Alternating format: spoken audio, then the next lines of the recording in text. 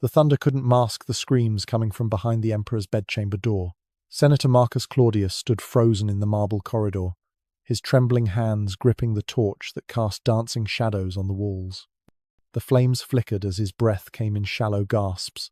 He was being forced to illuminate his own 14-year-old daughter's destruction. 2 Praetorian guards flanked him, their faces carved from stone, hands resting on sword hilts. "Hold it steady, Senator," one muttered without emotion. "The Emperor requires proper lighting for his activities." 1. Behind that door, Marcus's daughter, the girl who'd played with wooden dolls just years ago, was now entry number 247 in an imperial ledger. The scratching of a scribe's quill echoed from an alcove, where a bureaucrat recorded another acquisition, with the same detachment used for grain shipments. Lightning flashed through the palace windows, illuminating a corridor lined with other fathers. Each held a torch. Each wore the same expression of internal collapse. The mathematical precision of it all, the numbered victims, the scheduled violations, the careful documentation, transformed personal horror into state procedure. Footsteps on marble, muffled sobs, the clinical efficiency of evil dressed in purple silk and imperial gold. This wasn't random cruelty. This was systematic destruction, calculated and recorded, stamped with the seal of divine authority. How did the Roman Empire transform into a factory of systematic abuse where daughters became inventory numbers? How did violations become revenue streams, and fathers become accomplices in their own family's destruction? To understand how 600 human beings became property catalogued in imperial ledgers, we need to rewind 4 years to when a grieving nephew first grasped unlimited power. Because what started as private depravity would become public policy, and Rome would never recover from the stain. The old emperor's last breath rattled through the villa like dice in a cup, and his 24-year-old nephew had just won the ultimate gamble. March 1637 CE.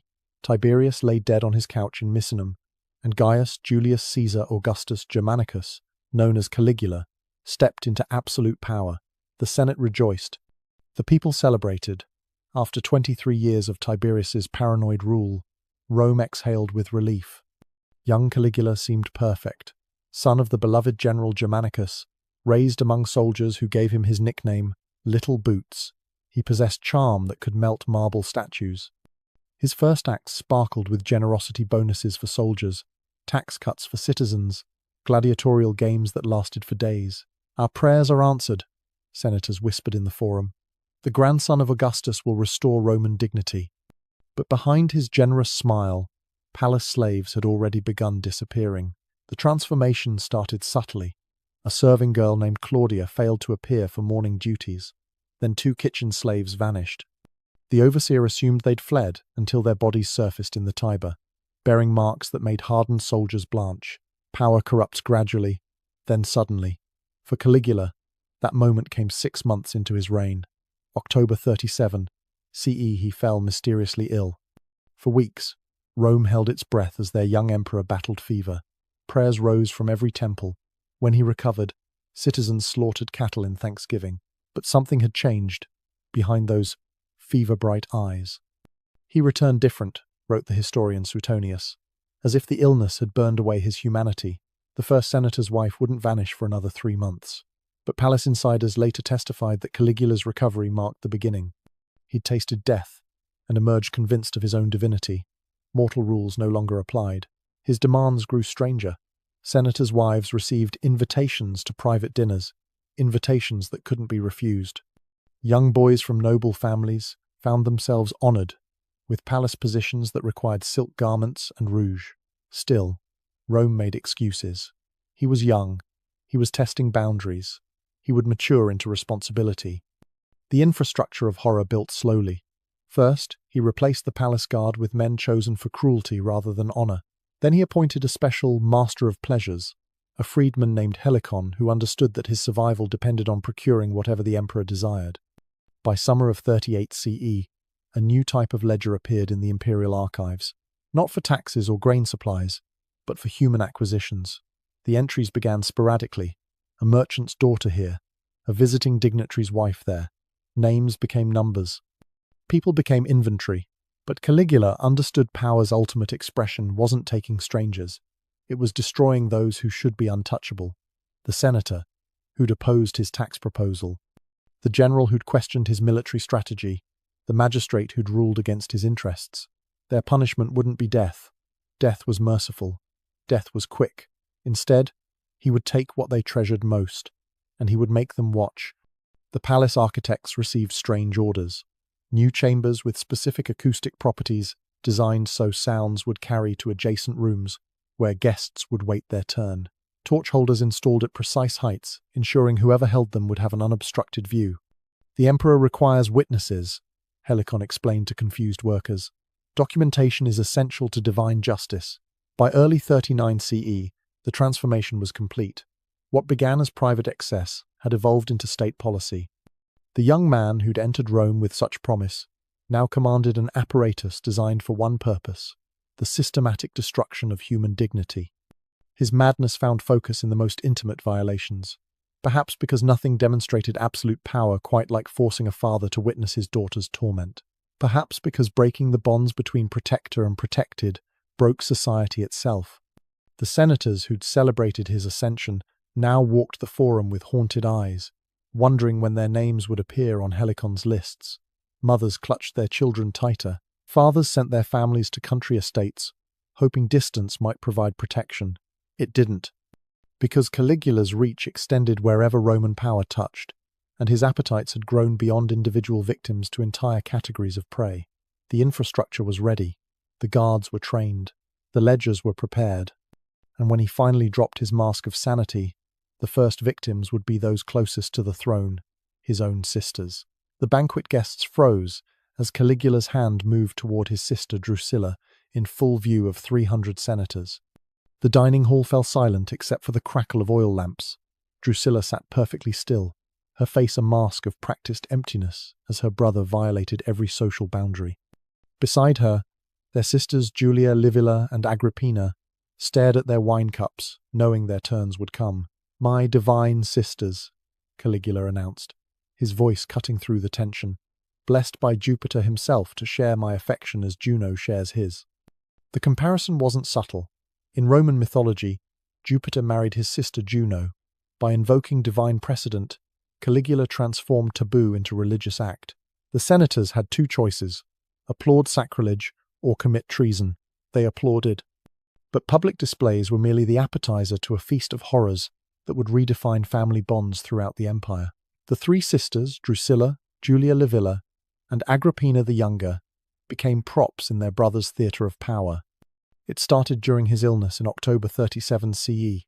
As fever consumed him, Caligula cried out for Drusilla. She alone was permitted in his chamber. She alone tended his needs. When he recovered, their relationship had transformed from sibling affection to something that made palace slaves avert their eyes. "She shares my divinity," he proclaimed, installing her in the palace quarters reserved for wives. Her husband, Lucius Cassius Longinus, received a distant governorship, a mercy compared to what later husbands would endure.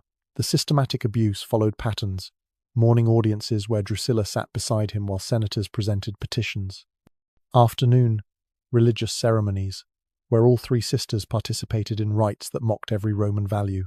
Evening banquets, where their humiliation became dinner entertainment. Marcus Lepidus, engaged to Drusilla, learned the price of proximity to power. Forced to accept his betrothed's new role, he chose survival through compliance. His letters from this period, discovered centuries later, reveal a man slowly losing his sanity. "I smile. I nod. I pretend not to see. What else can mortal men do when gods play their games?" But Caligula's perversion served larger purposes than mere gratification. Every senator who witnessed these displays became complicit through silence. Every wife who attended these banquets, knowing what would occur, became part of the machinery of normalization. The sisters themselves developed different survival strategies. Drusilla embraced numbness, becoming the hollow vessel her brother required.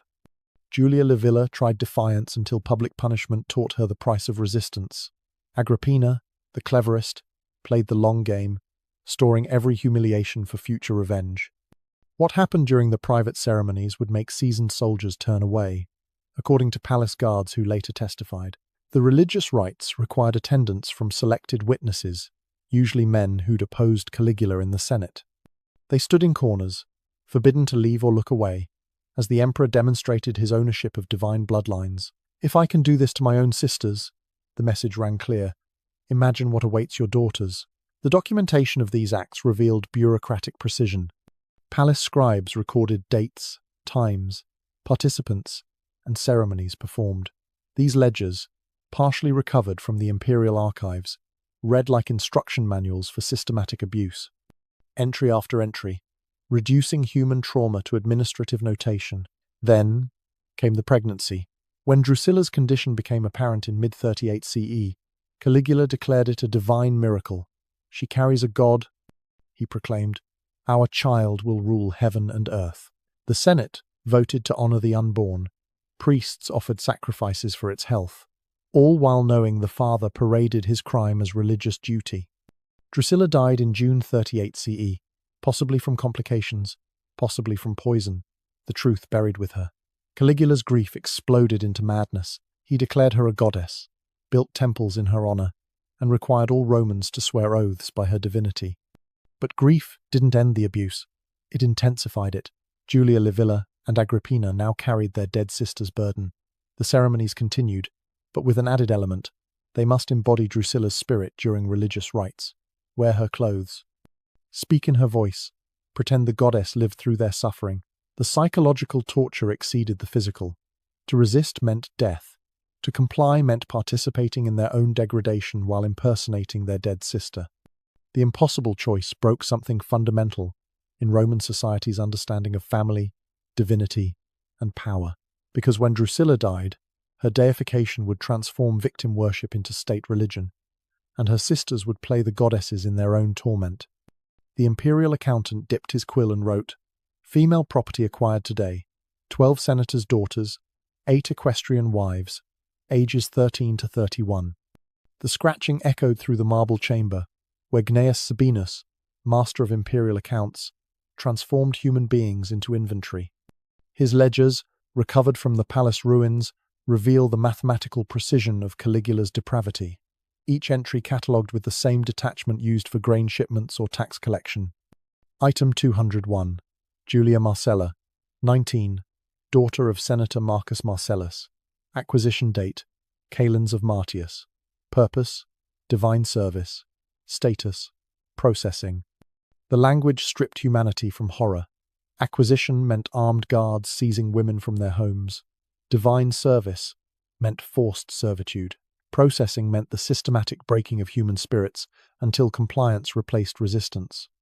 By 39 CE, these ledgers documented 300 women and 300 boys, exact numbers that suggest quotas, rather than random cruelty. The emperor had industrialized human trafficking with the efficiency Rome typically reserved for aqueduct construction.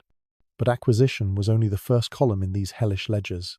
Sabinus developed an entire accounting system for human inventory that would make modern corporations envious. Categories included age, physical characteristics, family status, origin, compliance rating, revenue generated. Yes, revenue, because Caligula's innovation extended beyond personal control to profit. The service tax, vectigul ex capturis, transformed forced labor into income stream. Every assignment generated state revenue, carefully tracked and deposited into the imperial treasury. The numbers tell their own story. First quarter of 39, CE, 2,000 denarii. Second quarter, 8,000. Third quarter, 15,000. The exponential growth reflected expanded operations and improved collection methods, bureaucratic euphemisms for enslaving noble families. Sabinus's marginal notes reveal the banality of evil. Suggest increasing inventory before festival season.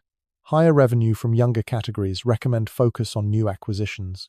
Senator Flavius's wife generated exceptional. Returns similar profiles requested. The selection process followed careful patterns. Political opponents saw their families targeted first. A senator votes against imperial policy. His daughter's name appears in the ledgers within days. A merchant questions tax rates. His wife joins the inventory. A magistrate rules unfavorably. His entire household faces acquisition. But the true innovation lay in systematization. Previous tyrants took victims impulsively. Caligula created infrastructure, departments for procurement, schedules for processing, quality control measures, performance metrics. The procurement department, led by the freedman Helicon, maintained networks throughout Rome. Informants identified targets, scouts confirmed details, strike teams executed acquisitions, each step documented, reviewed, optimized. Processing followed industrial logic. New acquisitions underwent orientation, a week of psychological conditioning designed to eliminate resistance, isolation, deprivation, repeated indoctrination, forced viewing of others' compliance. By day 7, most accepted their new reality. The assessment process would make any evaluation seem dehumanizing by comparison. Victims lined up while assessors recorded details for assignment purposes. Scribes noted everything in duplicate, one copy for immediate use, another for the permanent archives. Item 247. Claudia Quinta, 14, daughter of Senator Marcus Claudius. Height, 5 cubits. Age verified. Origin, senatorial class. Classification, restricted assignment, designated for special imperial attention. The classification system revealed horrific precision. Restricted assignment meant victims reserved for the emperor's personal attention. Standard assignment included general palace service. Utility assignment designated those for manual labor. Each grade reflected different fates, generated different outcomes. Quality control ensured systematic compliance. Palace overseers submitted regular reports. Negative assessments resulted in retraining. Positive reports earned victims marginally better conditions, an extra meal, a cleaner cell, a day without duties. The performance metrics tracked everything: processing rates, compliance percentages, utilization statistics, attrition rates, their term for victims who died or became unable to continue. Sabinus treated human destruction like a business optimization problem. Monthly reports went directly to Caligula, who reviewed them with the same attention he gave military dispatches. He demanded increased efficiency, higher revenues, expanded operations. The emperor, who claimed divinity, spent hours analyzing spreadsheets of human misery. The permanent archives ensured no escape through anonymity. Every name, every assignment, every transaction preserved for eternity. Families couldn't pretend it hadn't happened. Victims couldn't hide their shame. The documentation itself became another weapon of control. Because documentation transforms atrocity into administration, it makes the unthinkable routine. It allows evil to hide behind procedure and protocol. And every woman catalogued in those ledgers would soon face the same ritual standing before imperial assessors who would determine their fate. Lady Claudia's hands trembled as she stood before the imperial assessors. 30 senatorial wives waited behind her in the evaluation chamber. The inspection chamber stretched long and narrow, designed for systematic assessment of new acquisitions. Torches lined the walls at precise intervals, ensuring clear visibility for the scribes who documented every detail. The floor, polished to mirror brightness, reflected the terror of those who stood upon it. "State your name and lineage," barked Helicon, the master of pleasures. "The divine emperor requires accurate records." Claudia's voice barely rose above a whisper. Claudia Quinta, wife of Senator Lucius Calvus, daughter of the Quintus family. Her husband, Senator Lucius Calvus, stood with other husbands behind iron bars at the chamber's end. Their presence wasn't accidental. Forcing them to witness their wives' evaluation multiplied the humiliation. Some wept silently, others stared at walls. All understood that protest meant their daughters would join the line. The assessment began with basic documentation: age, origin, family connections, political affiliations. The scribes' quills scratched relentlessly, recording information in their specialized notation. Every detail mattered for proper classification and assignment. Caligula emerged from his viewing throne, purple silk rustling as he descended. He moved with theatrical precision, each step calculated for maximum intimidation. The assessment would determine each woman's fate within his twisted system. "You will be evaluated for imperial service," he announced. "Your cooperation ensures your family's continued prosperity. Resistance brings consequences." The evaluation process followed established protocols. Physical health assessment checking for diseases or conditions that might affect service capacity. Mental evaluation determining intelligence levels and psychological stability. Skills assessment, noting any special talents or training that might prove useful. Claudia answered questions about her education, her household management experience, her language abilities. The scribes recorded everything, building profiles that would determine assignments. A woman fluent in multiple languages might serve as translator.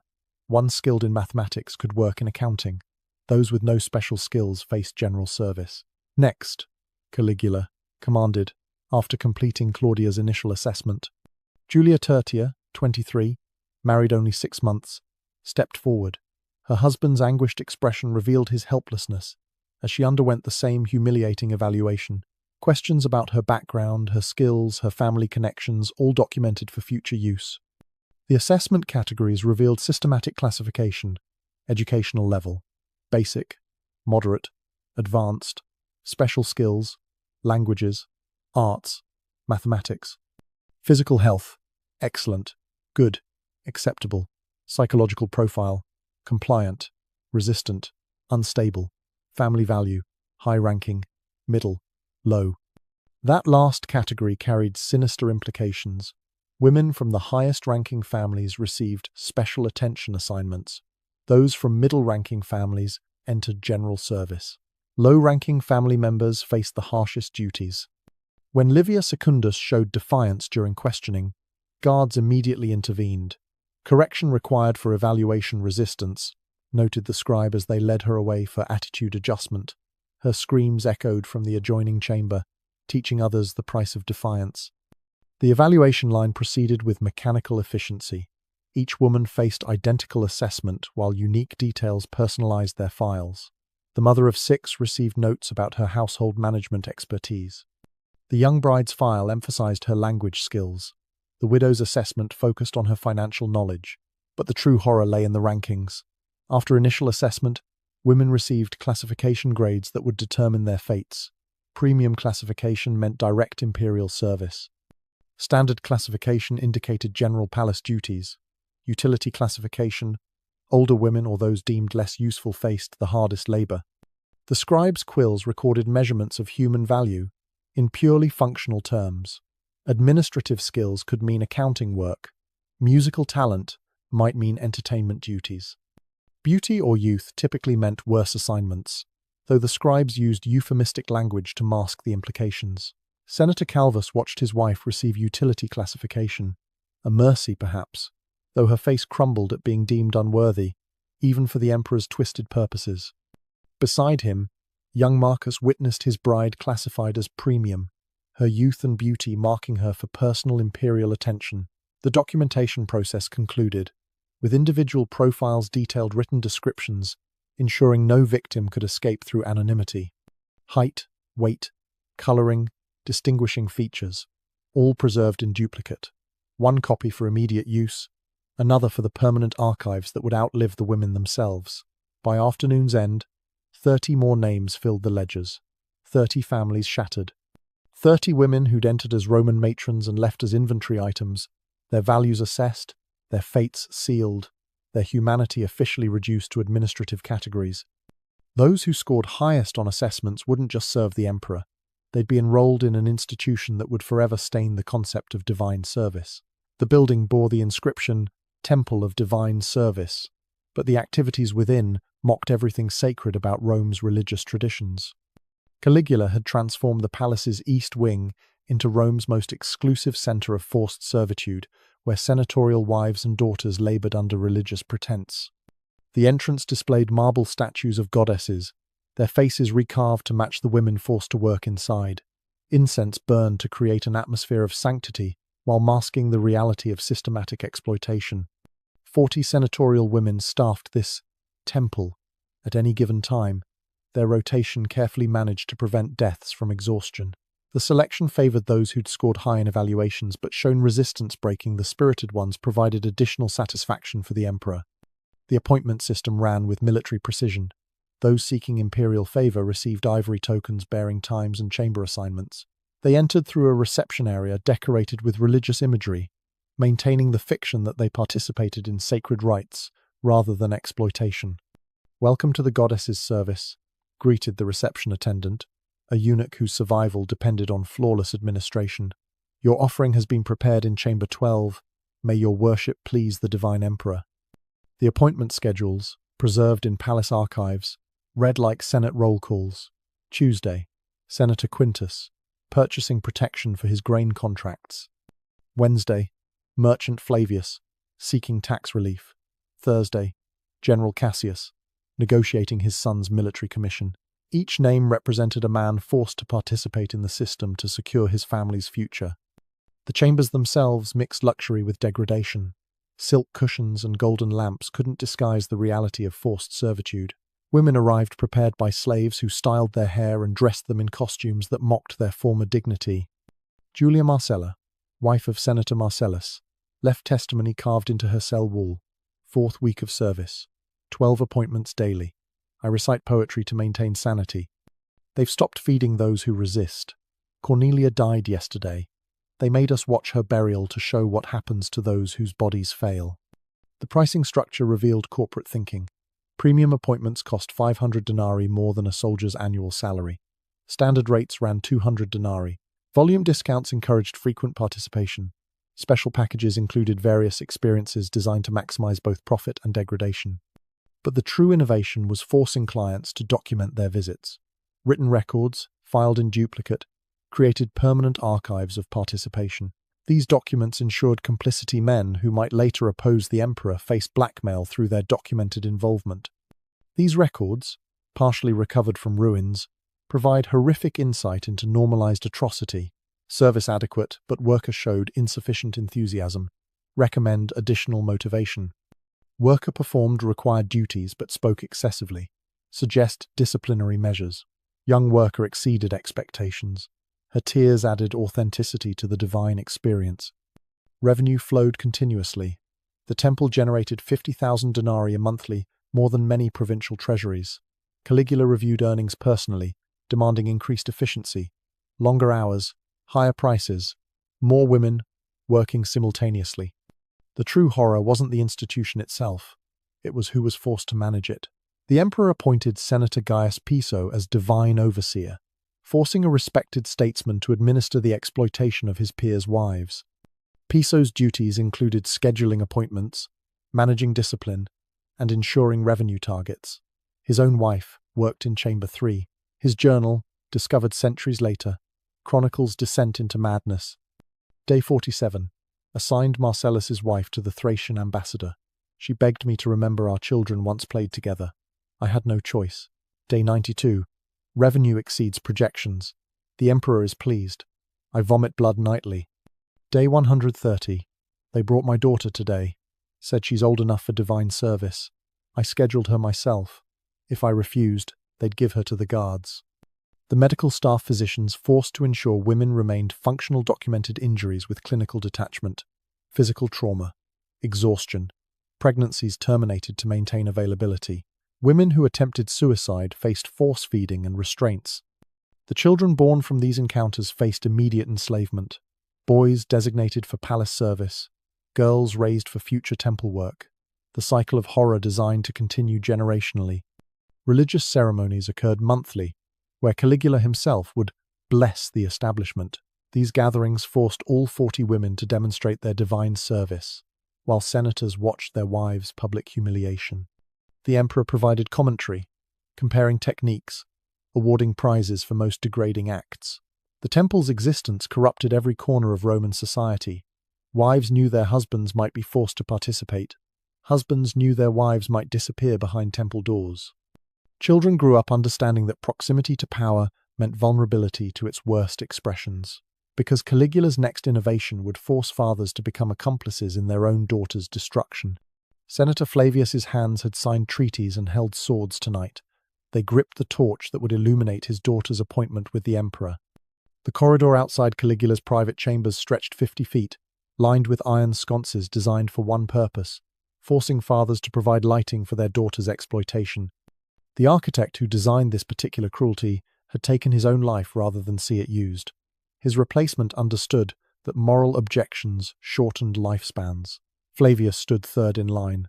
Ahead, Senator Brutus held his torch with white knuckles as sounds escaped the chamber. Behind, 4 more fathers waited their turns, each holding flames that would light their personal nightmares. The system operated with bureaucratic precision. Summons arrived at dawn. Your presence is required for illumination duty. Bring your eldest unmarried daughter. Compliance ensures your family's continued prosperity. That last line carried weight. Non-compliance meant more than personal consequences. It meant family annihilation. Brothers executed. Wives enslaved. Younger children distributed among soldiers. The choice was no choice at all. But holding torches was considered the merciful duty compared to alternatives. At least torchbearers remained outside the chamber. At least they didn't have to speak or participate beyond providing light. At least they could close their eyes, though guards ensured they remained standing, holding steady. The scheduling followed patterns. Political opponents drew torch duty most frequently, but Caligula understood that spreading assignments widely prevented unified resistance. Today's supporter might hold tomorrow's torch, keeping everyone off balance, suspicious, broken. Marcus Claudius had arrived that morning with Claudia, his 14-year-old daughter.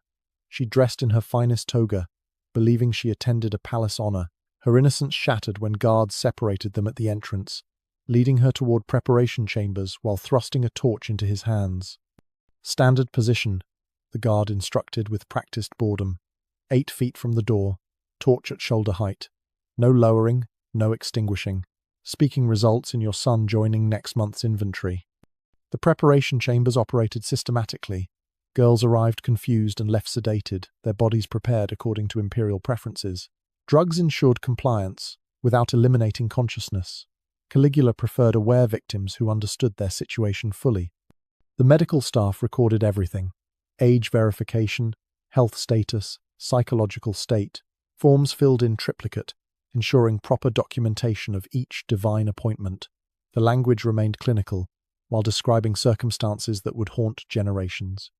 When chamber doors opened, the previous father stumbled out, torch extinguished, eyes vacant. Guards assisted his daughter. Some walked, some required carrying. All bore expressions suggesting profound psychological damage. "Next," called the overseer. Brutus assumed his position.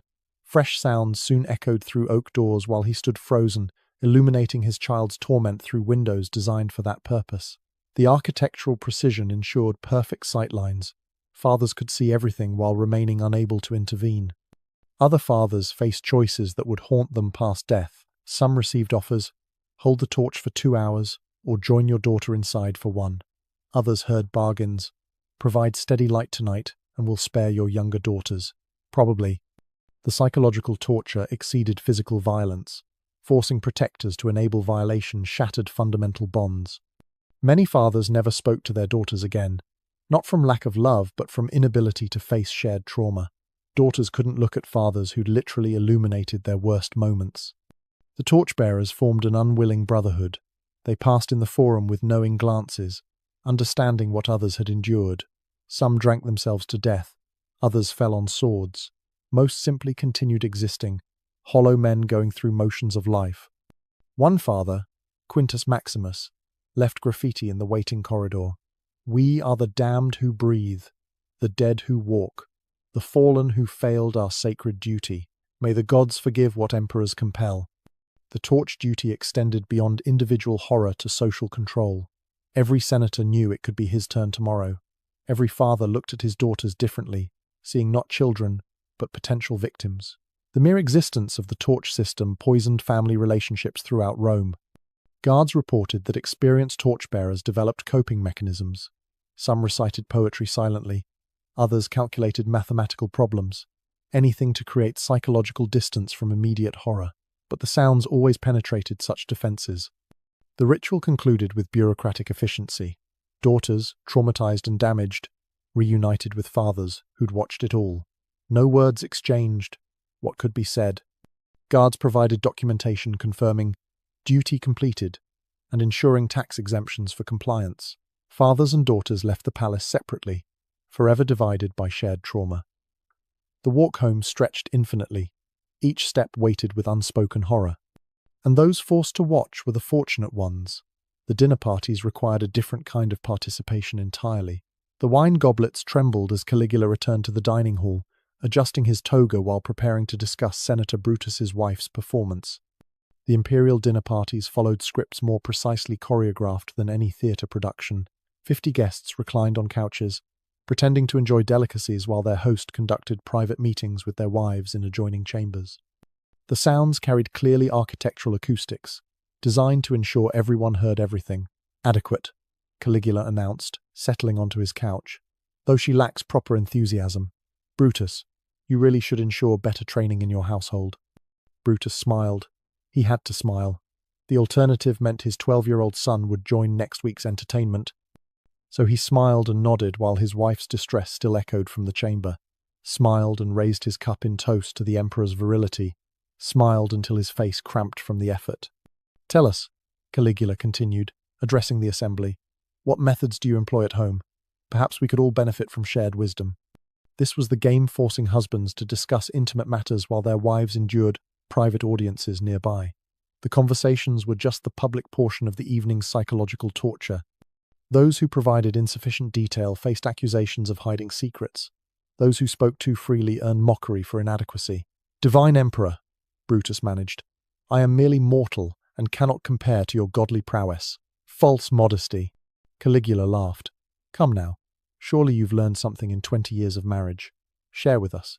Unless you'd prefer your wife demonstrate her techniques with the guards? The threat hung heavy. Brutus began describing his marriage while guests studied their plates. Each man knew his turn would come. Each woman present understood she might be next week's entertainment. The randomness amplified terror preparation was impossible when anyone could be chosen. But the conversations were just beginning. Caligula demanded specific critiques from other guests. Cassius, you've encountered Brutus's wife at the Divine Temple. How does tonight's meeting compare? Not. Cassius, trapped between truthfulness and mercy, chose survival. Tonight she seemed more responsive, divine one. Perhaps your godly touch awakens what mortal men cannot. Precisely, the emperor beamed. I am teaching these women their true nature. They should thank me for revealing their hidden potential. What happened in the preparation chambers beforehand broke spirits more thoroughly than bodies. Women arrived for dinner knowing their fate but not its timeline. They sat beside husbands, attempted conversation, pretended normalcy while waiting for the summons. The selection process appeared random but followed patterns. Wives who showed affection toward husbands drew immediate attention. Those who seemed resigned might wait hours. Caligula savored anticipation as much as act, drawing out tension until victims shattered from stress alone.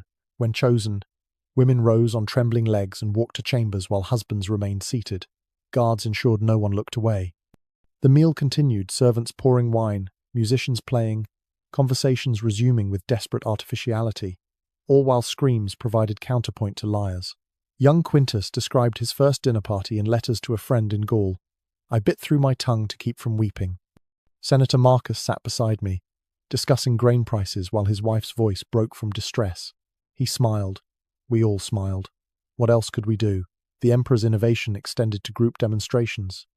Sometimes he'd summon 3 wives simultaneously, forcing husbands to vote on best performance. Other nights brought themed entertainments, all women with red hair, all mothers of multiple children, all newlyweds still wearing marriage bands.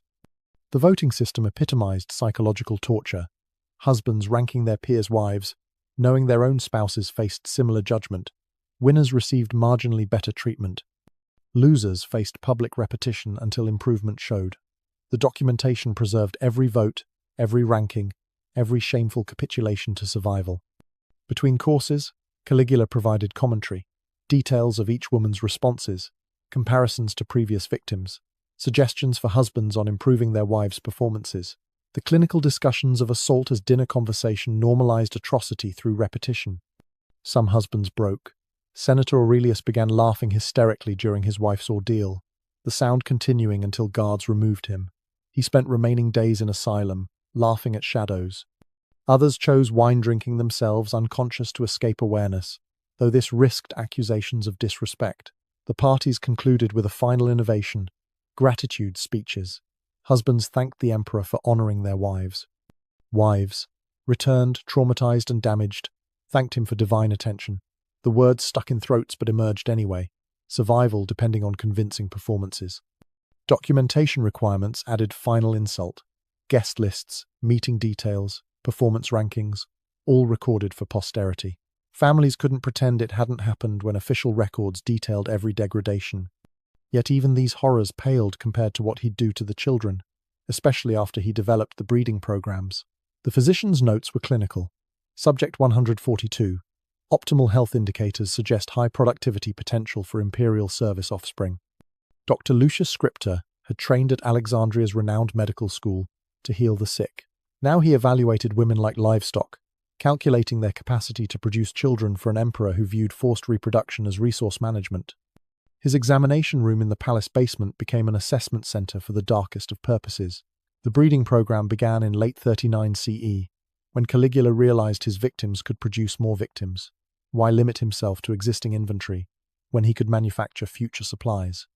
The logic, horrified in its simplicity, transformed women into production facilities, children into guaranteed servants. Subject 142 was Julia Tertia, 19 years old, daughter of a senator who'd questioned imperial spending. She lay on the examination table while Scripta conducted tests that would determine her reproductive fate. Physical measurements indicated childbearing capacity. Medical history confirmed fertility. Family background suggested strong offspring. Excellent specimen, he dictated to scribes. Recommend immediate assignment to breeding protocols. Suggest pairing with robust stock for optimal results. Multiple offspring achievable before age-related decline. The selection process operated through divine unions, forced pairings designed for optimal offspring. Women received notification of their assigned partners, meeting them for the first time in breeding chambers witnessed by medical staff, who documented each encounter for conception probability. These chambers, built adjacent to the medical facilities, stripped reproduction to its basest mechanics: clinical settings, observation windows, guards ensuring compliance, while physicians recorded data that might affect conception rates. Maria Claudia, assigned to produce sons for the Praetorian Guard, endured 8 different partners over 6 months. Her journal, hidden in wall cracks and discovered during renovations, provides rare first-person testimony. Third assignment today: a soldier who speaks no Latin. We avoid eye contact. The physicians discuss timing while guards ensure proper procedure. I recite poetry in my mind. Mother's favorite verses: anything to be elsewhere. When pregnancies occurred, monitoring intensified. Special diets to ensure healthy offspring. Restricted movement to prevent miscarriage. Regular examinations documenting fetal development. Women became vessels, their humanity irrelevant beyond biological function. The children born from these programs faced predetermined fates based on gender and characteristics. Boys showing strength entered military training at age 5. Those with delicate features faced different preparations for palace service. Girls deemed attractive joined preparatory programs. Others became household slaves. Documentation revealed industrial efficiency. Breeding outcomes tracked across generations. Successful pairings repeated. Failed combinations discontinued. Women who produced multiple healthy offspring received marginally better treatment. Extra food, cleaner quarters, occasional rest days between pregnancies. Dr. Scripta's medical notes grew increasingly detached as moral numbness replaced his Hippocratic oath. Subject 89 has produced 4 viable offspring. Recommend continued breeding despite advanced age. Subject 203 miscarried twice, reassigned to general service. Subject 156 died in childbirth but infant survived. Acceptable loss ratio. The reproductive coercion extended beyond simple breeding. Caligula experimented with bloodlines like a demented scientist. Could senators' daughters paired with gladiators produce perfect warriors? Would Egyptian-Roman combinations create exotic beauty? His theories, documented in breeding ledgers, reduced human genetics to livestock improvement. Women who resisted faced pharmaceutical compliance. Roman physicians possessed herbs that could influence fertility, increase conception odds, or ensure docility during breeding sessions. The medical staff perfected dosages, turning reproductive assault into chemical inevitability. The offspring tracking system assigned numbers at birth. No names until age 5 when survival seemed likely. Those who died early and mortality rates reached 40% simply vanished from ledgers. Mothers often never learned their children's fates, separation occurring immediately after weaning. Some women found ways to resist: secret herbal contraceptives, self-induced miscarriages. One group discovered that extreme starvation prevented conception, choosing slow death over producing future victims. When discovered, force-feeding ensured survival and punishment ensured compliance. The breeding facilities expanded monthly. New examination rooms, larger holding areas. dedicated nurseries for offspring awaiting classification. What began as perverted experiment evolved into systematic human manufacturing, reducing reproduction to industrial process. Scientific language disguised atrocity became the program's hallmark. Physicians discussed optimal breeding windows and genetic compatibility, while forcing teenagers into reproductive slavery. Medical precision masked moral abomination, allowing educated men to commit horrors through professional detachment. And while women endured forced breeding, their young sons faced a different transformation, one that would strip away their very identities. Marcus Quintus was 12 when guards seized him from his father's villa. By nightfall, cosmetics and silk had transformed him into something unrecognizable. The transformation chamber occupied the palace's north wing, where young boys from noble families learned their new identities as feminized servants. Mirrors lined every wall, forcing victims to witness their own metamorphosis. Cosmetic specialists worked with mechanical precision, creating living dolls from children. Marcus had been studying rhetoric that morning, preparing for his eventual Senate career. His father's criticism of grain distributions had sealed his fate instead. Now hairdressers wove flowers into his locks while seamstresses adjusted silk garments that emphasized his slight frame. "Hold still," commanded the overseer, a eunuch named Tikon who'd survived by perfecting others' transformation. The divine emperor expects perfection. Movement results in punishment. The process followed established protocols. First, removal of all masculine clothing burned before their eyes, to symbolize identity's death. Then cleansing baths with perfumed oils that marked them as palace property. Finally, the dressing, each garment chosen to maximize feminine illusion. These boys, aged 10 to 15, joined Caligula's collection of 300 male attendants, his term for feminized children who served various palace functions. Some became cupbearers at dinner parties, others provided entertainment at private gatherings. The unfortunate drew personal imperial attention. The training program broke spirits through systematic humiliation. Boys learned to walk with feminine grace or face punishment. They practiced speaking in higher registers until voices cracked from strain. Dancing lessons emphasized movements that pleased viewers, while destroying childhood innocence.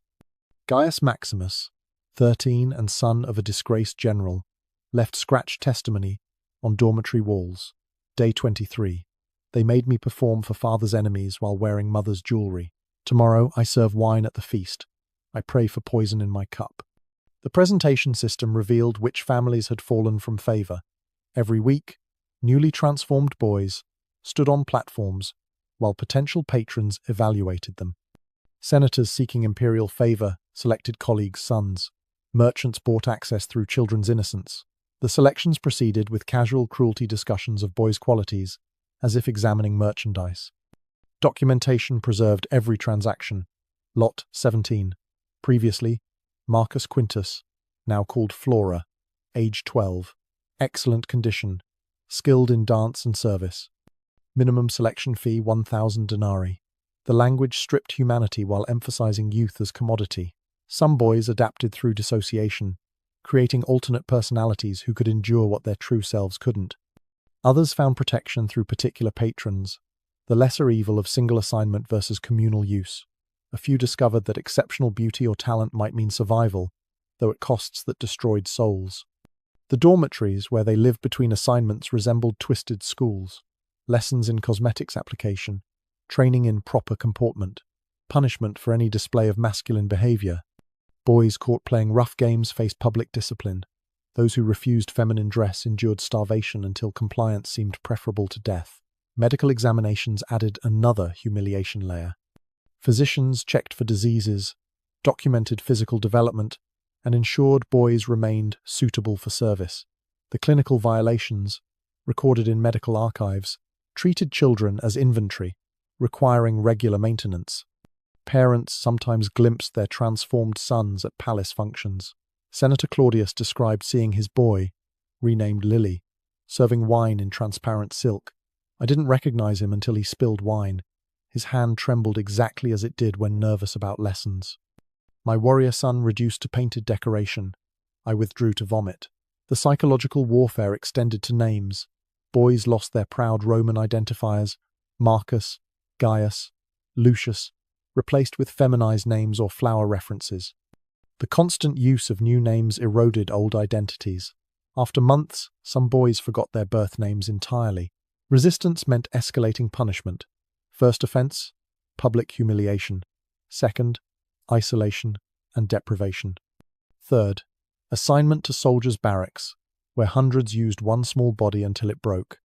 The examples ensured compliance from others who chose degrading survival over destructive defiance. The aging out process provided false hope. Boys too old for feminine illusion, usually by 16 faced transition to different service. Some became eunuchs for permanent palace roles. Others joined specialized service areas. The lucky few gained freedom through patrons' influence, though freedom meant carrying permanent shame. Completion ceremonies mocked traditional Roman coming-of-age rites. Instead of receiving togas marking manhood, boys modeled final feminine costumes before reassignment. Families could purchase their sons' freedom for exorbitant sums, if they could bear welcoming back what remained. These presentation platforms revealed which families had fallen from favor, their sons transformed into living symbols of imperial dominance. Yet all these systematic horrors were building toward one night when the entire diseased apparatus would focus on a single father, a single torch, and a single innocent girl. Marcus Claudius had criticized one tax policy too many. Now thunder shook the palace as guards separated him from his 14-year-old daughter. The storm had built throughout the day, matching the tension in the Senate where Claudius delivered his final speech against the prostitution tax. He'd spoken eloquently about Roman dignity, about moral boundaries even emperors shouldn't cross. His colleagues sat silent, knowing his courage marked him for destruction. By sunset, imperial summons arrived at his villa. Your presence required for illumination duty. Bring your eldest unmarried daughter. Immediate compliance mandatory. The messenger's expression suggested he knew what awaited the family. Claudia, 14, and sheltered, dressed carefully in her finest toga. She'd attended palace functions before poetry readings, religious ceremonies. Her innocence remained intact despite the empire's corruption. That would end tonight. The palace corridors echoed with preparation sounds. Guards positioned torches at measured intervals. Scribes prepared ledgers for new entries. The emperor's chambers underwent special arrangement. Witnesses later testified to restraints installed at specific heights, implements arranged with surgical precision. But his daughter's selection wasn't random. It was calculated revenge for senatorial defiance. Caligula had spent weeks studying opposition senators' families, selecting victims for maximum impact. Young Claudia's age, beauty, and innocence made her perfect for teaching her father the price of resistance. Thunder crashed as they entered the palace. Claudius felt his daughter's hand trembling in his. She'd begun to understand something terrible awaited. Guards separated them at the checkpoint, she toward preparation chambers, he toward the torch-lit corridor where fathers learned helplessness. "Please," Claudius begged the guard commander. "She's only 14. Take me instead. I'll do anything." "The emperor's orders are specific," came the emotionless reply. "The daughter for your education. Hold your torch steady, Senator. Your son's safety depends on your compliance." The preparation chambers processed Claudia with established efficiency. Attendants removed her clothing, applied cosmetics, arranged her hair while she wept for her father. Sedatives ensured compliance without eliminating awareness. The emperor preferred conscious victims who understood their situation. Meanwhile, Claudius took his position in the corridor. Other fathers already stood at their posts. Senator Brutus, whose criticism of military spending had earned this punishment. Merchant Flavius, who'd questioned trade policies. General Cassius, who'd suggested the emperor show restraint, all holding torches that would illuminate their daughters' ordeals. The storm intensified. Lightning flashed through palace windows, creating strobe-like effects in the corridor. Thunder masked some sounds, but not all. Never all. The architect had ensured certain frequencies carried clearly pleas, cries, the specific sounds of innocence ending. Claudius gripped his torch as footsteps approached. His daughter appeared, sedated but aware, wearing garments that mocked modesty. Her eyes found his confusion, terror, desperate hope that father would save her, as he always had. He couldn't, could only stand holding fire while guards escorted her past, could only maintain position while she disappeared behind the emperor's door, could only provide light for her ordeal while his heart shattered with each muffled sound. The torch they handed him had witnessed dozens of such scenes, its handle worn smooth by desperate grips, its bronze stained with tears. A guard positioned him precisely, 8 feet from the door, shoulder height, No lowering. No turning away. The window ensures you see everything, Senator. Consider it education in the price of defiance. Time distorted.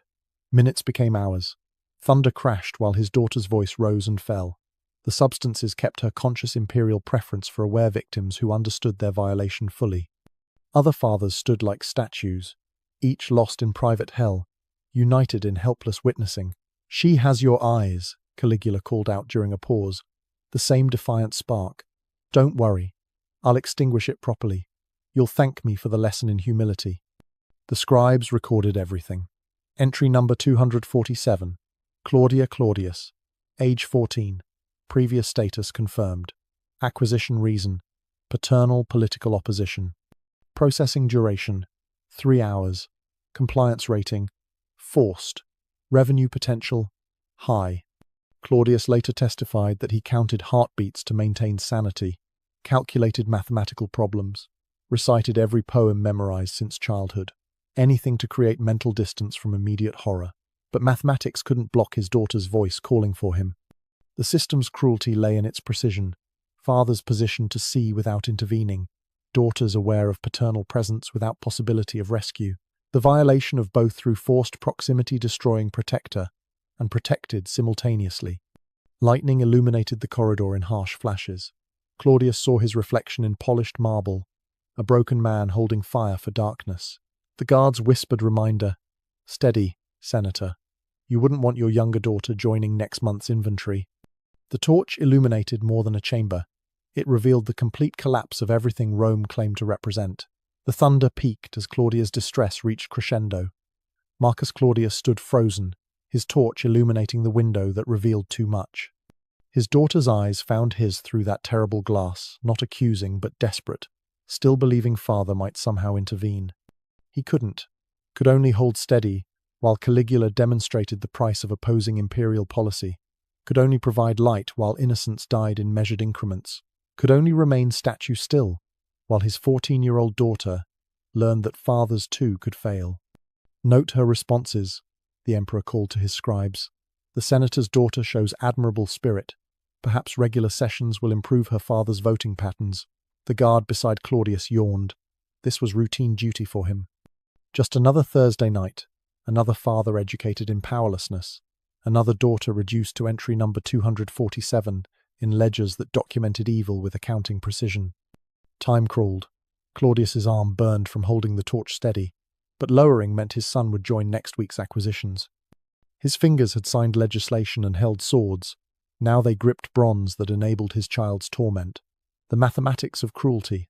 One father, plus one torch, equaled compliance forever.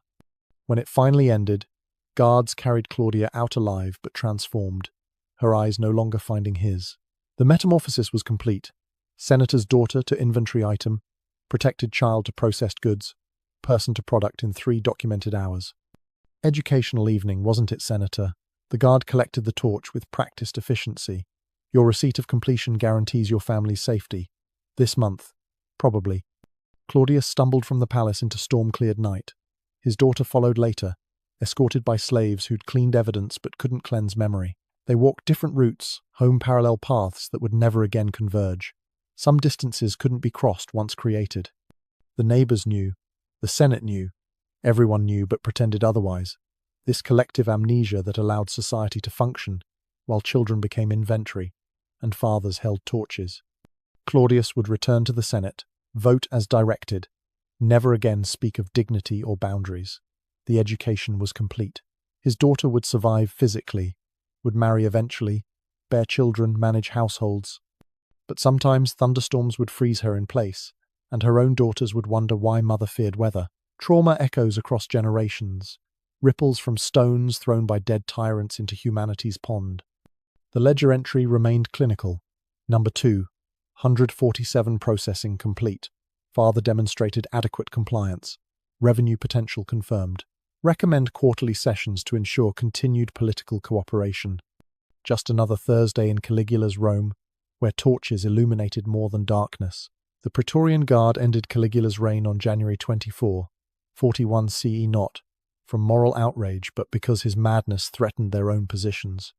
They found him hiding behind a curtain, begging for mercy he'd never shown others. The assassination was swift, though perhaps too merciful for one who'd transformed children into inventory. But killing the emperor couldn't erase the ledgers, couldn't restore innocence to the violated, couldn't rebuild the bonds between fathers who'd held torches and daughters who'd needed protection. The systematic nature of Caligula's depravity left wounds that outlasted the wound maker. Archaeological evidence confirms the historical accounts. Palace renovations have uncovered those torch holders at precise intervals. Hidden chambers revealed restraints at documented heights.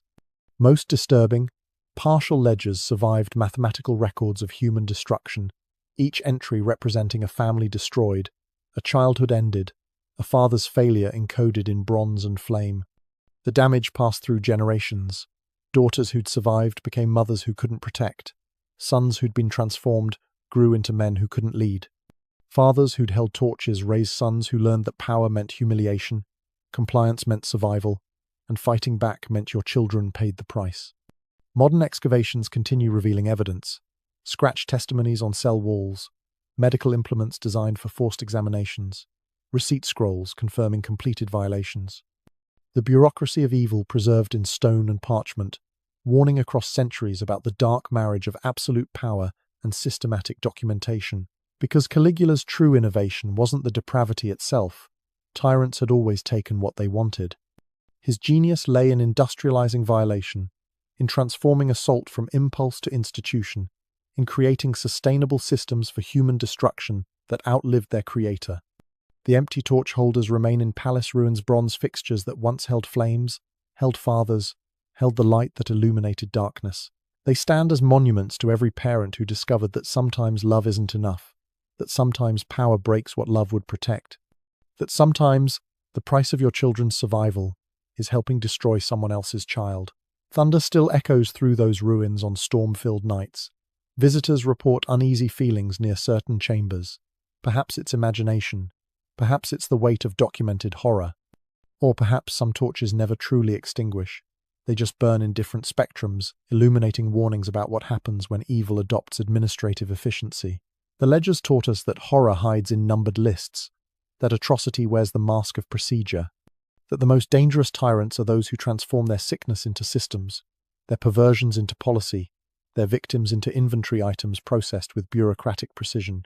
Entry number 247, a number that was once a daughter, a statistic that was once a child, a ledger line that was once a human being who called for her father, while he held the torch steady, steady, always steady, because that's what survival demanded in an empire where even love became a weapon turned against those who dared to feel it.